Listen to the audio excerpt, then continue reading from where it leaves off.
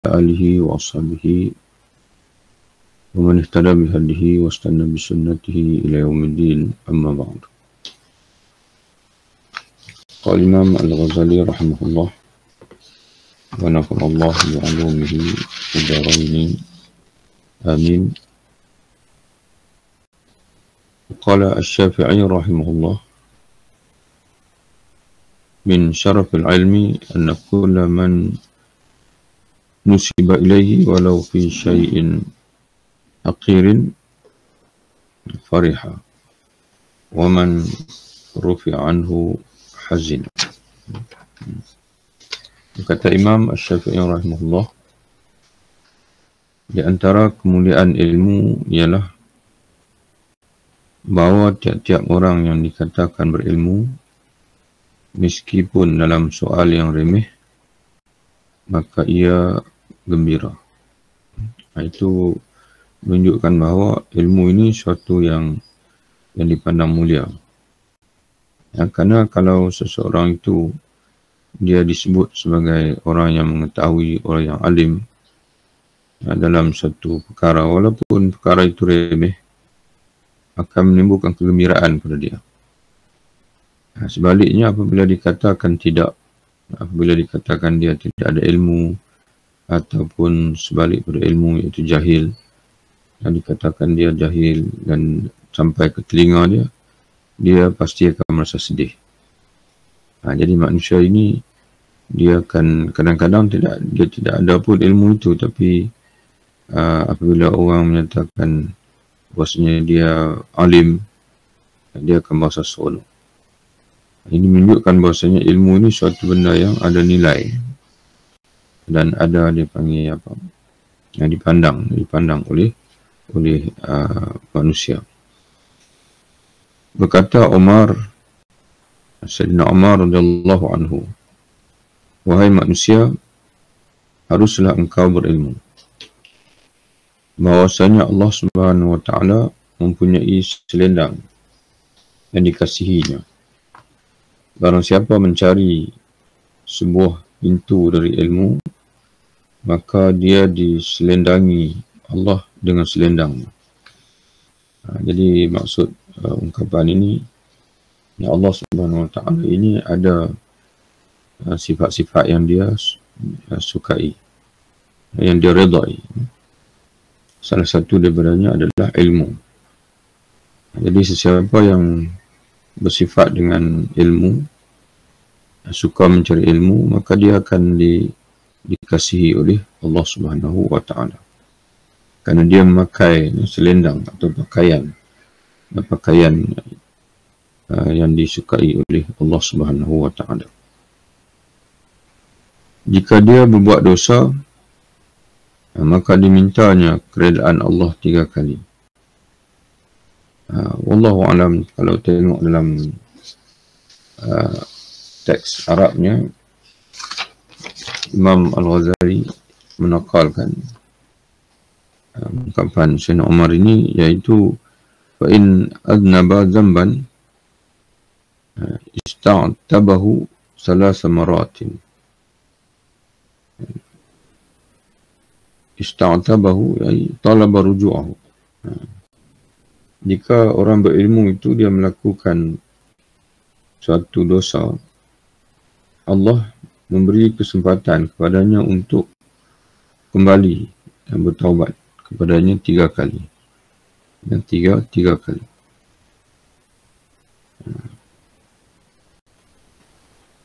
Supaya selendang itu tidak dibuka daripadanya. Dan jika pun berkepanjangan dosanya sampai ia mati. Maknanya di sini wa in tatawala bihi dzalika dzambu hatta yamut. Allahu a'lam. Begitulah. Maknanya orang berilmu ini dia tahu, orang berilmu dia mengetahui bahwasanya apa yang dilakukan itu adalah dosa, dan apabila dia melakukan dosa tidak dihukum oleh Allah secara direct, sebaliknya Allah memberi ruang, memberi masa kepadanya untuk dia bertaubat kepada Allah Subhanahu Wa Taala, dan peluang yang diberikan oleh Allah Subhanahu Wa Taala itu berterusan sepanjang hayatnya. Jadi sebaliknya berbeza dengan orang jahil. Orang jahil dia melakukan dosa dan dia tidak tahu itu dosa, menyebabkan dia tidak kembali kepada Allah. Maka berterusanlah dia itu dalam situasi ad-dhalin, ghairil maghdubi alaihim waladdallin. Kita baca dalam surah Al-Fatihah, manusia ini ada tiga kategori. Orang yang dilimpahi nikmat oleh Allah, yaitu nikmat iman, nikmat Islam, nikmat hidayah. Dan ada orang yang sesat, yaitu orang Nasara, kerana mereka berterusan berada dalam kejahilan, tidak mencari ilmu. Maka Allah membiarkan mereka terpinga-pinga dalam kesesatan. Dan yang ketiganya adalah orang yang dimurkai oleh Allah, yaitu yang memiliki ilmu tetapi masih lagi dibelenggu dengan hawa nafsu, oleh hasad, oleh menyebabkan mereka tidak beramal dengan ilmu mereka. Itu kelebihan orang berilmu. Mereka tidak akan dibiarkan Allah berterusan dalam kesesatan. Sebaliknya, dengan ilmu yang ada pada mereka itu, Allah akan beri kesedaran kepada mereka untuk kembali kepada Allah. Karena mereka tahu bahasanya apa yang mereka lakukan itu adalah dosa. Namun berdasarkan kepada teks ini, Allah memberi peluang sebanyak 3 kali. Dan kalau 3 kali dia masih lagi berterusan dalam dosa, mungkin Allah akan menarik kembali selendang ilmunya itu, maka dia akan kembali menjadi orang jahil. Wal'ayazubillah. Berkata Al-Ahnaf rahimahullah, hampirlah orang berilmu itu dianggap sebagai Tuhan. Wallahu alam terjemahan dia Tuhan. Dalam teks asalnya dalam bahasa Arab, qala Al-Ahnaf rahimahullah, kadal ulama'u ayakunu arbaban. Arbaban, terjemah kita, dia menterjemah sebagai Tuhan, arbaban. Namun demikian, bila dirujuk dalam syarah Al-Imam Zabidi, Murtada Az-Zabidi, Al-Ittihaf, dia sebut, dia kata arbaban ialah mulukan atau sadat, bukan Tuhan. Arbaban ini mulukan, iaitu raja-raja ataupun pemimpin-pemimpin. Hampirlah orang berilmu itu dianggap sebagai raja-raja ataupun pemimpin-pemimpin. Karena kata dia likathrati ma yakhda'u lahum wa yanqadu ila awamirihim. Karena mereka sentiasa diikuti dan dipatuhi ilmu mereka, fatwa mereka, ajaran mereka, bukan saja oleh orang ramai, bahkan oleh pemerintah sendiri. Jadi sebab itu raja ataupun pemimpin yang sebenar dalam masyarakat adalah orang-orang berilmu, kerana ucapan mereka sentiasa diikuti. Asalnya itu yang lebih tepatlah. Hampirlah orang berilmu itu dianggap sebagai raja-raja ataupun sebagai ketua-ketua. Itu terjemahan pada arbaban. Dan tiap-tiap kemuliaan yang tidak dikuatkan dengan ilmu, maka kehinaanlah kesudahannya. Jadi seorang itu adalah pemulia, tapi memuliakan harta, memuliakan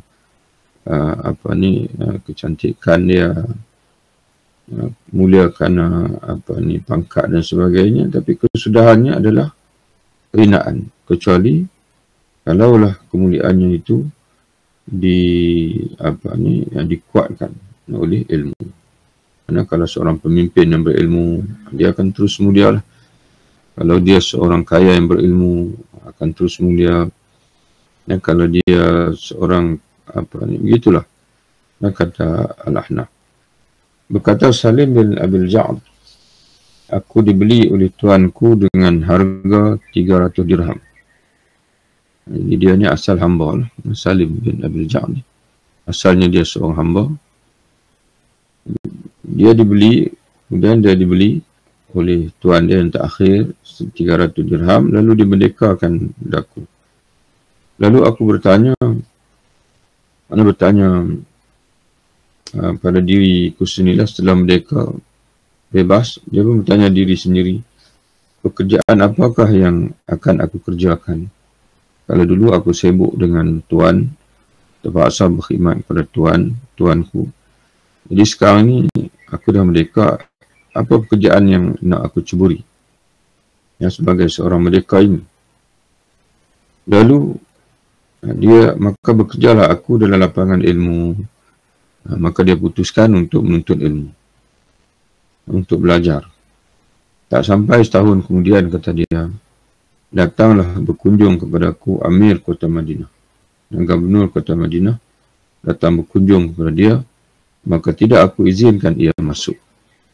Ya, makna orang yang boleh memberi izin ni, makna orang itu dia panggil apa, ada martabat, ada ketinggian.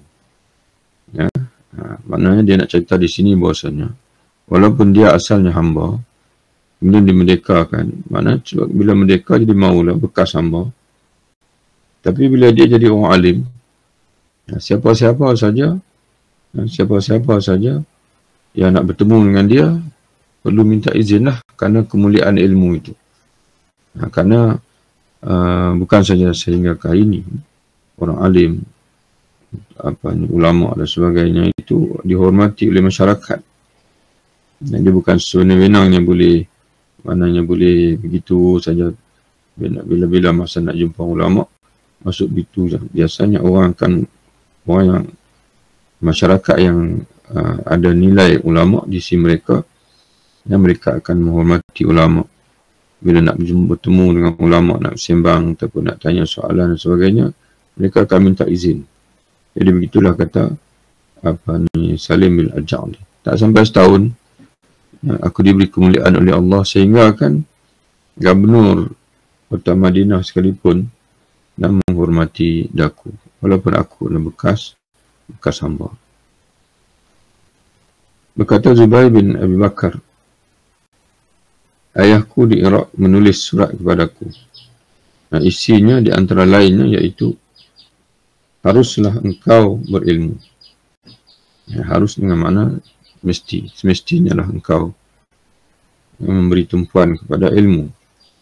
Kerana jika engkau memerlukan kepadanya, ilmu ni, kalau kamu memerlukan kepadanya, maka dia menjadi harta bagi kamu. Dan jika engkau tidak memerlukan kepadanya, maka ilmu itu menambahkan keelokanmu. Jadi, hatta kamu pelajari ilmu-ilmu yang tidak kamu perlukan sekalipun, tetap ilmu itu akan menghiasi kamu. Di mana orang berilmu ini akan senantiasa dipandang elok oleh masyarakat, dihormati oleh masyarakat. Jadi dengan sebab ilmu itu sendiri, dengan sebab dia bergelar alim ataupun ulama. Diceritakan juga yang demikian dalam nasihat Luqman kepada anaknya. Berkata Luqmanul Hakim, wahai anakku, duduklah bersama ulama. Duduklah bersama ulama. Rapatlah mereka dengan kedua lututmu. Menghampirilah mereka. Kalau boleh sehinggakan lutut kamu merapat kepada lutut mereka. Menggambarkan kepada hampirnya kamu dengan para ulama. Sesungguhnya Allah Subhanahu wa Ta'ala menghidupkan hati dengan nur hikmah, sinar ilmu, seperti menghidupkan bumi dengan hujan dari langit. Jadi bila kita hampir dengan ulama, bila Allah Ta'ala menurunkan hikmah melalui ilmu itu, maka akan turut singgah hikmah itu ke dalam hati kita. Dan apabila nur hikmah itu berada dalam hati seorang manusia, dia sama seperti bumi yang disimbahi dengan hujan. Dan bumi yang disimbahi dengan hujan, dia akan menyebabkan bumi itu subur, maka begitu juga ilmu apabila disinggah dalam hati seorang manusia itu, maka menyebabkan hati manusia itu menjadi subur. Menjadi subur, maka lahirlah daripada diri hati yang subur, yang bersinar, yang yang menjadi tapak kepada hidayah, wahyu Allah Subhanahu wa taala, maka akan membuahkan ibadat, membuahkan akhlak, membuahkan keindahan akhlak dan sebagainya. Berkata setengah hukama, apabila meninggal seorang ahli ilmu, maka dia akan ditangisi oleh ikan di dalam air dan burung di udara. Wajahnya hilang, tetapi sebutannya tidak dilupakan. Walaupun dia sudah tidak ada lagi di atas muka bumi, kerana sudah meninggal, tetapi sebutannya tidak akan dilupakan oleh manusia. Berkata Az-Zuhri, ilmu itu jantan dan tidak menyintainya selain oleh lelaki yang jantan. Mana ilmu ini menggambarkan kepada kekuatan, kehebatan, dan tidak menyintai ilmu melainkan orang yang hebat. Orang yang mana bersungguh-sungguh, orang yang punya jati diri, orang yang mempunyai cita-cita. Itu orang berilmu. Tapi orang tidak berilmu, dia hanya suka hidup dengan sekadar berseronok, melakukan perkara yang remeh, datang ke dunia ini dan tidak ada cita-cita. Berbeza dengan orang yang berilmu. Mereka akan hidup dengan penuh kesungguhan, kekuatan, memiliki cita-cita dan mengejar keutamaan dalam hidup.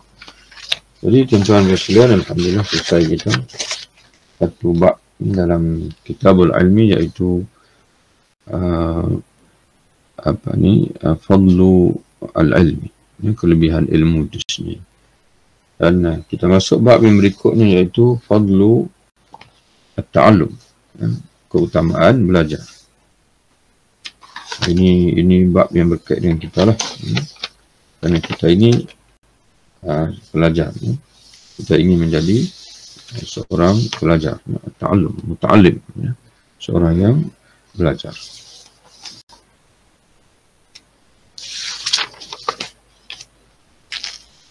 Fadilatu at-ta'allum,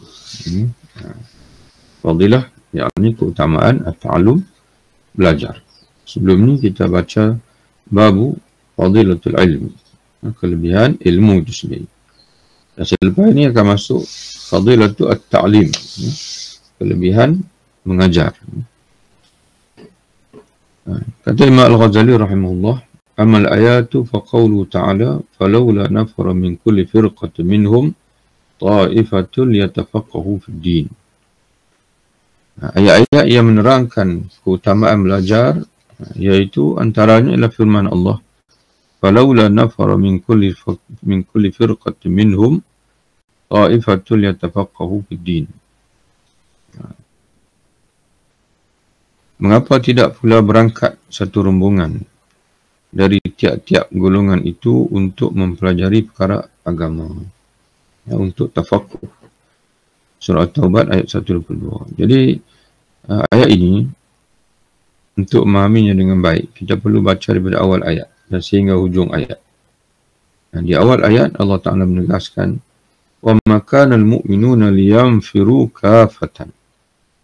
Tidak sepatutnya semua orang-orang beriman dan semua mereka berangkat, keseluruhan mereka berangkat ke medan perang. Yang kata Allah, jangan begitu.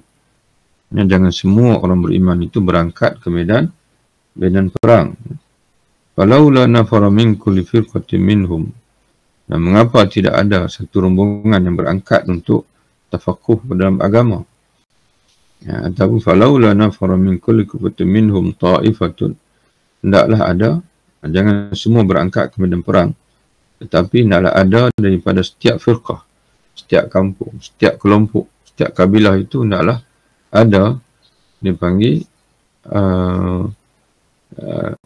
ta'ifatun, satu kelompok yang mereka tidak keluar berperang, sebaliknya mereka keluar liyatafaqahu fid din, untuk tafaqquh, untuk mendalami agama. Liyanziru waliyunziru, dan hendaklah mereka memberi peringatan kepada kaum mereka idza raja'u ilaihim, apabila mereka pulang kepada kaum mereka, la'allahum yahdharun, mudah-mudahan kaum mereka ini akan mengambil peringatan.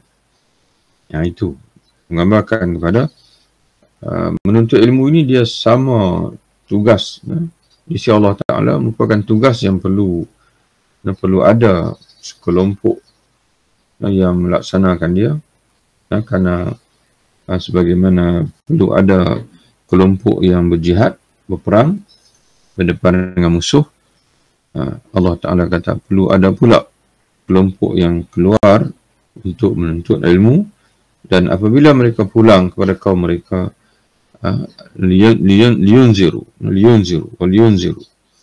dan hendaklah mereka memberi peringatan. La'allahum yahdharun, mudah-mudahan kaum mereka ini sentiasa berada dalam berjaga-jaga daripada melakukan perkara yang dimurkai oleh Allah. Dan firman Allah Azza wa Jalla, fas'alu ahla dzikri in kuntum la ta'lamun. Surah An-Naml ayat 43. Maka bertanyalah kamu kepada ahli ilmu jika kamu tidak mengetahui. Ini perintah Allah supaya kita ni bertanya, dan bertanya ini adalah salah satu daripada proses menuntut ilmu. Ia menunjukkan gesaan daripada Allah Ta'ala sendiri supaya kita ini mencari ilmu, di antaranya melalui bertanya. Adapun hadis Nabi SAW di antara lain ialah sabda baginda, man salaka tariqan yatlubu fihi ilman salakallahu bihi tariqan ila jannah. Barang siapa menjalani satu jalan untuk menuntut ilmu, maka dianugerahi Allah kepadanya jalan ke syurga. Salakallahu bihi tariqan ila jannah. Allah akan menghadiahkan untuknya jalan yang menyampaikannya ke syurga. Tengok rawi nota kaki di bawah. Kata Imam Zainuddin Al-Iraqi, hadis ini dirawikan oleh Imam Muslim dari Abu Hurairah radhiyallahu anhu. Jadi hadis ini hadis yang kuat, hadis yang sahih, dan diriwayatkan oleh Imam Muslim dalam sahih. Kemudian bersabda Nabi sallallahu alaihi wasallam, innal malaikata la tad'u ajnihataha li talbil ilmi ridaan bima yasna.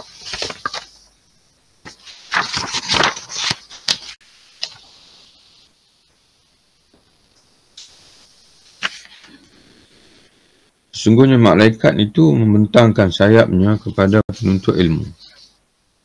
Tanda rela dengan usahanya itu. Mana restu. Kerana penuntut ilmu ini dia mempelajari ilmu Allah. Dan orang yang mempelajari ilmu Allah, bila dia menjadi orang yang alim, yang mengetahui, dia akan melakukan kebaikan di muka dunia. Dan kebaikan itu akan beri manfaat kepada semua makhluk yang ada di atas muka dunia ini. Maka dengan sebab itu, para malaikat, ikan-ikan di lautan, pokok-pokok dan sebagainya, semuanya, dan mereka mohon ampun, dan malaikat pula mentangkan sayapnya, dan makhluk-makhluk yang lain pula mohon ampun untuk dia. Dan hadis ini dirawikan oleh Imam Ahmad, Ibn Hibban dan Al-Hakim dari Safwan bin Asal. Dalam teks Arabnya, Imam Zainuddin Al-Iraqi dia menyebutkan wasahahu Al-Hakim. Imam Hakim telah mensahihkan hadis ini. Ini termasuk dalam hadis yang sahih. Kemudian hadis yang berikutnya, dan sabda Nabi SAW, di an taghduwa fatata'allama baban min al-ilmi khairun min an tusalliya mi'ata rak'atin. Bahawa kamu berjalan, pergi, keluar untuk mempelajari suatu bab dari ilmu adalah lebih baik daripada engkau melakukan salat 100 rakaat. Hadis ini dirawikan oleh Ibnu Abdul Barri dari Abi Dzar radhiyallahu anhu. Walaysa isnaduhu bidzaka. Jadi kalau dalam teks asalnya Imam Zainuddin Al-Iraqi menakalkan sanadnya laisa isnaduhu bidzaka.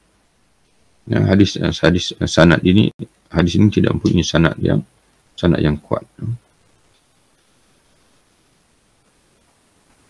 Kemudian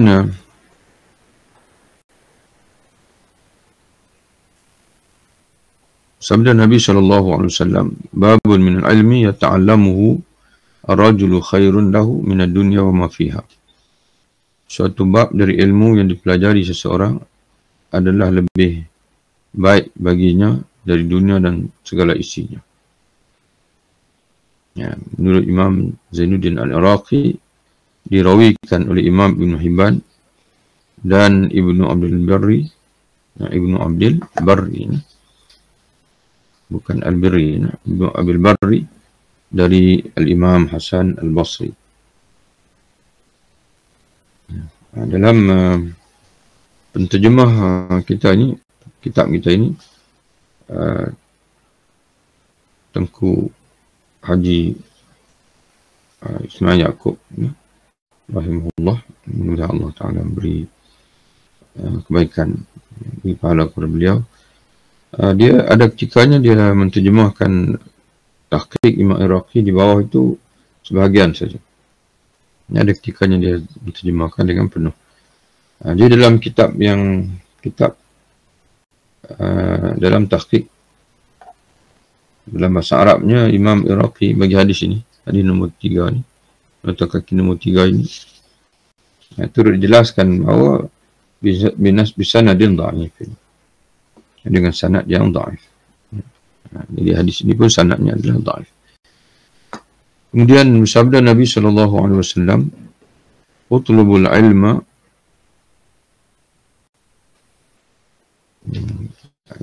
dan dalam tulisan itu ada hamzah. Tak sepatutnya ada hamzah lah. Ya, utlubul ilma tanpa hamzah. Utlubul ilma walau bisini, tuntutlah ilmu walaupun ke negeri Cina sekalipun. Utlubul ilma walau bisin. Dirawikan oleh Imam Ibnu Adi. Sini dia tulis Ibnu Adi. Sebutan yang tepatnya wallahu alam, biasa yang disebut dengan Ibnu Adi.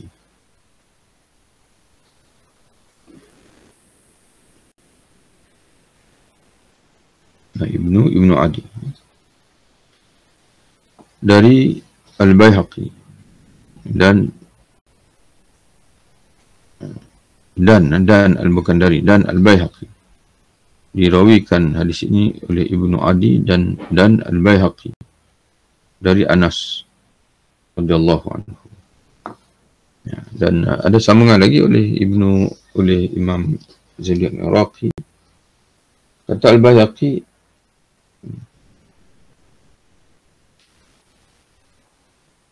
وقال البيهقي متنه مشهور وأسانيده ضعيفة.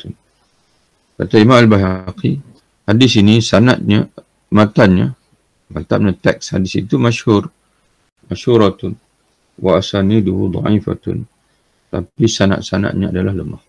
Dari segi sanad-sanadnya tidak ada yang sahih, ada yang lemah. Bersabda Nabi SAW, talabul ilmi faridatun ala kulli muslimin. Menuntut ilmu itu adalah fardu ke atas setiap orang Islam. Talabul ilmi faridatun ala kulli muslimin. Hadis ini tuan-tuan sekalian, tidak lagi nyatakan atas kaki, karena sebelum ni kalau tuan-tuan dan puan ingat, kita dah pun berjumpa dengan hadis ini sebelum ini dalam muka surat 32. Kita dah jumpa hadis ini, dan di sana Imam Zainuddin Al-Iraqi telah pun melakukan takhrij dan juga tahqiq bagi hadis ini. Di mana hadis ini walaupun dalam catatan Imam Zainuddin Al-Iraqi dhaif, tapi telah disemak oleh ulama yang lebih kemudian, di antaranya Syekh Syuaib Al-Arnaud dalam tahqiqnya bagi Sunan Ibn Majah, kata dia hadis inilah hasanun bi turuqihi wa syawahidihi. Hadis yang hasan bila dihimpunkan segala jalan-jalan periwayatannya dan juga dilihat syawahidnya, maka hadis itulah hasan. Jadi tuan-tuan tulislah, talabul ilmi faridatun ala kulli muslimin. Hadis inilah hadis hasan. Dan sabda Nabi SAW, al-ilmu khazain mafatihuha as-su'al. Ala fas'alu fa innahu yu'jaru fihi arba'atun as-sa'ilu wal-alimu wal-mustami'u wal-muhibbu lahu. Ilmu itu adalah gudang-gudang. Gudang mana simpanan.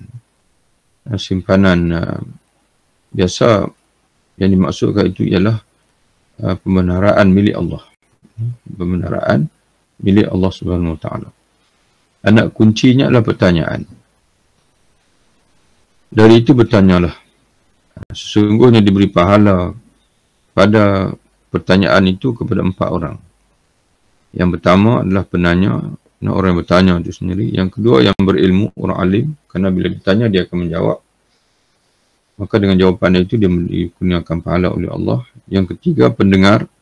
Mana bila dijawab oleh ulama, maka akan dikongsi bersama dengan pendengar-pendengar oleh orang lain. Maka akan memberi manfaat pula pada pendengar. Dan wal muhibbul lahum, dan juga yang suka kepada mereka, yang menyintai ilmu. Bila seorang itu dia menyintai ilmu, maka dia akan kasih kepada penuntut ilmu. Yang bertanya itu penuntut ilmu, dan dia kasih kepada ulama, dan sekaligus dia kasih kepada orang-orang yang mendengar ilmu. Dan diriwayatkan oleh Abu Nuaim, baca dengan Abu Nuaim al-Asbahani, Imam Abu Nuaim, dari Sayyidina Ali radhiyallahu anhu, hadisun marfu'. Hadis marfu', mana hadis marfu'? Itu hadis yang sampai kepada Nabi sallallahu alaihi wasallam. Mana hadis yang diriwayatkan dengan disandarkan kepada Nabi sallallahu alaihi wasallam. Itu hadis marfu'.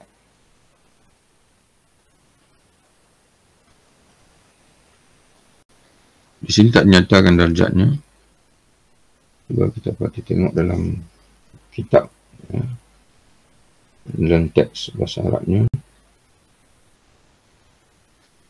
Rawahu Abu Nuaim min hadis Ali mawqufan marfu'an bi isnadin dha'if. Walaupun hadis itu disandarkan kepada Rasulullah, makna qala Rasulullah, Sayyidina Ali menyebutkan dalam riwayat, dalam sanad itu disandarkan kepada Nabi SAW, tapi dari segi sanadnya itu kata Imam Zainuddin Al-Iraqi bi isnadin dha'if, dengan sanad yang dhaif. Jadi tuan-tuan sekalian, bila kita mengaji kitab Ihya Ulumuddin ini beserta dengan tahqiq Imam Al-Iraqi, kita bukan saja berpeluang untuk belajar sebab sedikit silap belok. Yang terasnya adalah kita mempelajari tentang ilmu hati lah, ilmu ahwalul qalb, ataupun disebut ilmu tasawuf. Tapi pada yang sama juga kita mempelajari ilmu Al-Quran. Kan Imam Ghazali dia membawa kepada kita ayat Al-Quran, dan kemudian ada ketika dia mentafsirkan, menghuraikan. Dan pada yang sama kita juga dapat mempelajari ilmu hadis, ilmu hadis. Jadi sebab itu kita seolah-olah membaca 2 kitab. Satu kitab Imam Al-Ghazali dan satu lagi kitab hadis takhrij ataupun tahqiq hadis oleh Imam Zainuddin Al-Iraqi. Jadi kita akan terbiasalah dengan hadis riwayat, dengan matan, dengan sanad, dengan darjah hadis sahih, hasan, dhaif, marfu', mauquf. Nanti mungkin kita akan jumpa pula dia kata hadis ini adalah hadis mauqufan. Mauqufan yang disandarkan kepada sahabat, disandarkan kepada bersahabat. Marfu' mana hadis yang disandarkan kepada Rasulullah sallallahu alaihi wasallam.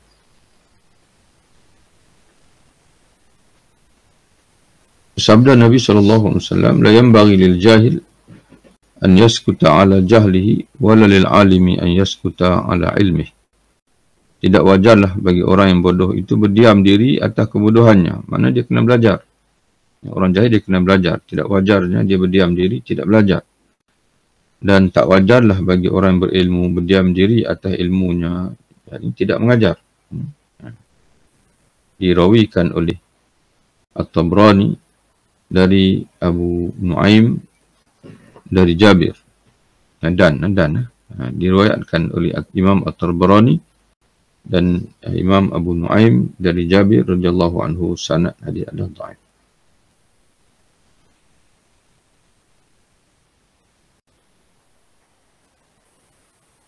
Jadi tuan-tuan sekalian, jumhur ulama, termasuk Imam Nawawi, Imam Suyuti, ulama-ulama uhul, ulama-ulama yang besar, mereka menerima hadis dhaif.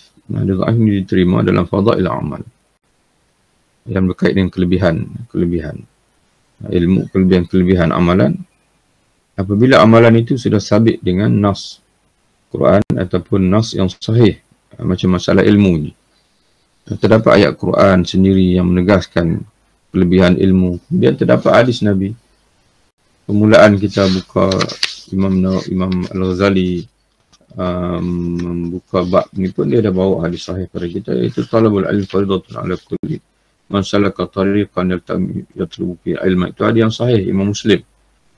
Kemudian setelah itu menyusul hadis-hadis yang walaupun sanadnya lemah, tapi para ulama, jumhur ulama menyatakan bahawa asalkan dia bukan palsu, masih lagi dalam derajat isnadnya itu lemah, karena hadis yang palsu, kalau palsu perawinya itu telah disahkan sebagai kadhib ataupun kazabun, pembohong.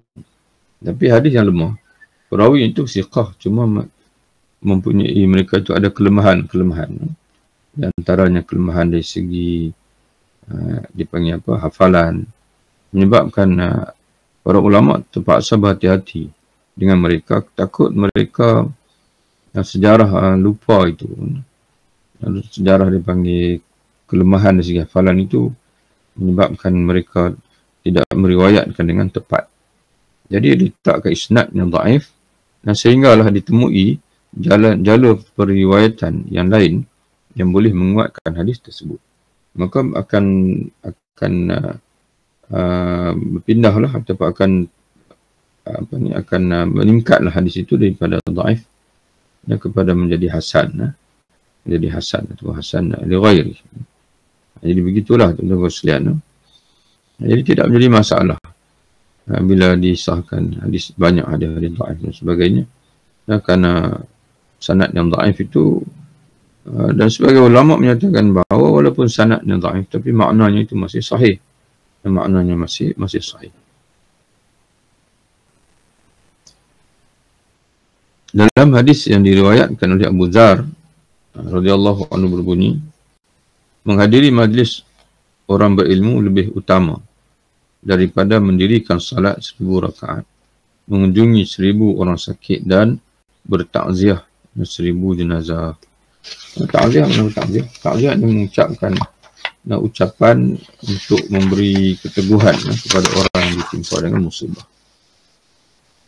Lalu orang bertanya, wahai Rasulullah, dari membaca Al-Quran, bila hadis tadi disebut menghadiri majlis ilmu itu lebih utama daripada beribadat, maka ditanya, apakah termasuk ibadat itu baca Quran? Jadi dengan makna apakah untuk ilmu itu lebih utama dari membaca Al-Quran itu sendiri? Maka menjawab Nabi SAW, adakah manfaat Al-Quran itu selain dengan ilmu? Apakah Quran itu akan beri manfaat kalau seorang itu tidak berilmu? Jadi kita faham bahasanya hanya orang yang berilmu saja yang suka baca Quran, sebab dia tahu fadilat, kelebihan baca Al-Quran. Orang jahil tidak akan baca Quran. Jadi ala kulli hal ilmu ni tidak akan dapat dipisahkan daripada, kalau benar-benar seseorang itu beribadat kepada Allah, maka dia akan mulai dengan menuntut ilmu. Bersabda Nabi SAW, barang siapa meninggal dunia sedang menuntut ilmu untuk menghidupkan Islam, maka antara dia dan Nabi-Nabi dalam syurga sejauh satu tingkatan sahaja. Ya, mana dia dekat, darjat dia dekat dengan para Nabi dalam syurga.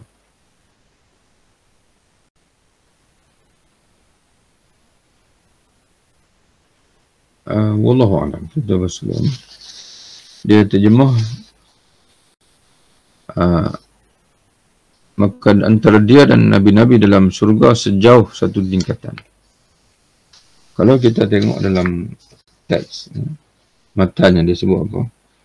Man ja'al mautu wa huwa yatlubul ilma liyuhya bihil islam fa bainahu wa bainal anbiya fil jannah darajatun wahidatun. Barang siapa yang mati dan pada ketika dia mati itu dia dalam menuntut ilmu, untuk dia menghidupkan Islam, mudah-mudahan kalau Allah Ta'ala beri rezeki pada dia menjadi orang alim, dia ingin mengajar, berkhidmat kepada Islam, maka di antara dia dan para Nabi itu dalam syurga itu tingkatan yang satu. Di sini dia terjemahkan sejauh satu tingkat, maknanya tidaklah mencapai tingkat Nabi-Nabi, tapi hampir tinggal satu tingkat lagi. Tapi wallahu alam, boleh juga difahami daripada teks ini, dia dan para Nabi itu darajatun wahidatun, berada dalam tingkat yang sama. Walaupun martabat itu tidak sama, tapi Allah Ta'ala beri kemuliaan untuk dipanggil untuk berada bersama dengan para Nabi. Wallahu a'lam. Mungkin merujuk pada hadis yang sahih yang kita dah jumpa sebelum ini, di mana Nabi menegaskan al-ulama warasatul anbiya, para ulama waris para Nabi. Mereka mewarisi tugas kenabian itu bila Nabi sudah tidak ada. Jadi Allah Ta'ala beri kedudukan kepada mereka dari segi pahala, ganjaran, walaupun bukan martabat, kerana tidak ada yang dapat mencecah martabat para anbiya, tapi dari segi pahala, dari segi ganjaran, ataupun kedudukan, ataupun dipanggil darjat dalam syurga. Jadi kalau ulama, bila dah jadi ulama, dia dah dapat kelebihan itu. Adapun orang yang menuntut ilmu, dia mendapat kelebihan itu dengan sebab niat. Niat dia, kalau dia ditakdirkan oleh Allah menjadi orang alim, dia akan berkhidmat kepada Islam untuk menyampaikan Islam. Dan hadis ini dalam terjemahan, naskah terjemahan ini tidak dinyatakan.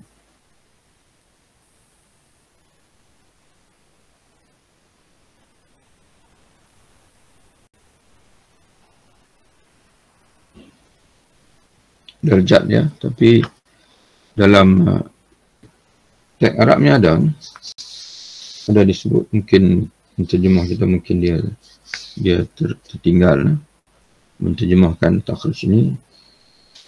Hadis man ja'al maut wa huwa, kata Imam Zainuddin Al-Iraqi, hadis man ja'al maut wa huwa yatlubu, hadis adalah hadis ini akhrajahu Darimi, dikeluarkan yang direkodkan oleh Imam Ad-Darimi wa Ibn Sunni fi Riyadatul Muta'allimin min hadis al-Hasan, daripada hadis yang Hasan.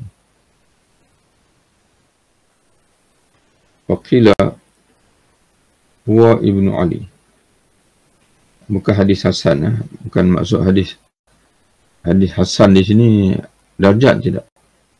Karena daripada hadis yang diriwayatkan oleh Al-Hasan. Sebab dinyatakan selepas itu dia kata, bila sebut Al-Hasan, Hasan yang mana satu? Ada di sana Al-Hasan Al-Basri, ada di sana Hasan cucu Nabi. Faqila, maka ada pendapat berkata maksud Hasan, Al-Hasan itu Ibnu Ali, anak Sayyidina Ali, itu cucu Nabi. Waqila, dan ada pendapat menyatakan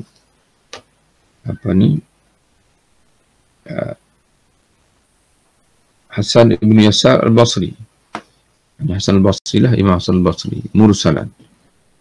Jadi kalau diriwayatkan oleh Imam Hasan al-Basri, mana hadis itu mursal. Hadis mursal ni apa makna hadis mursal? Itu hadis yang diriwayatkan oleh tabi'in terus pada Nabi. Dia tidak nyatakan sahabat mana yang menjadi sumber ambilan hadis. Jadi hadis itu dimursal. Kerana tabi'in dia tak pernah jumpa Rasulullah. Jadi sepatutnya dia menyatakan dia ambil dari sahabat mana, tapi dia terus macam hadis ini Hasan al-Basri, kalau disebut diterima bahawa perawinya adalah Hasan al-Basri, maka Imam Hasan al-Basri berkata Rasulullah bersabda sallallahu alaihi wasallam. Jadi hadis itu dipanggil mursal. Dan hadis mursal, kecuali mursal daripada Sa'id bin Musayyib atau Musayyab, yang kalau ikut dalam mazhab Syafi'i atau disi Imam Syafi'i, hadis mursal adalah hadis yang dhaif, kecuali mursal daripada beberapa tabi'in, di antaranya Imam Sa'id bin Imam di beberapa tabi'in yang boleh disemak semualah dalam kitab usul fiqh. Ada dinyatakan, anda tak ingat dalam, tak silapnya dalam kitab Al-Waraqat pun ada dinyatakan mursal di sisi Imam Syafi'i, yang mana mursal yang walaupun mursal tabi'in menyandarkan kepada Rasulullah, tidak menjadi sahabat, ya, tapi mursal itu diterima. Kalau tak silapnya Sa'id ibnu sama ada Sa'id bin Jubair ataupun Sa'id bin Musayyib. Ya.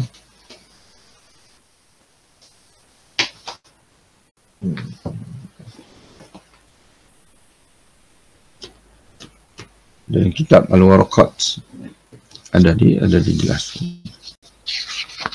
Nanti kita cari insyaAllah. Untuk hari ini disitulah kita berhenti. Selepas ini akan masuk asar. Selesai hadis-hadis tentang Fadilatul Ta'alum, fadilat untuk ilmu. Dan selepas ini Imam Al-Ghazali akan memukakan kepada kita asar, yakni kata-kata sahabat ataupun tokoh-tokoh Islam yang berkenaan dengan kelebihan orang yang menuntut ilmu. Wallahu a'lam bishawab. Sehingga kita bertemu lagi insyaAllah. Billahi taufiq. Assalamualaikum warahmatullahi wabarakatuh. Terima kasih Ustaz. Ya, sama-sama insyaAllah. Jumpa lagi insyaAllah. Nanti.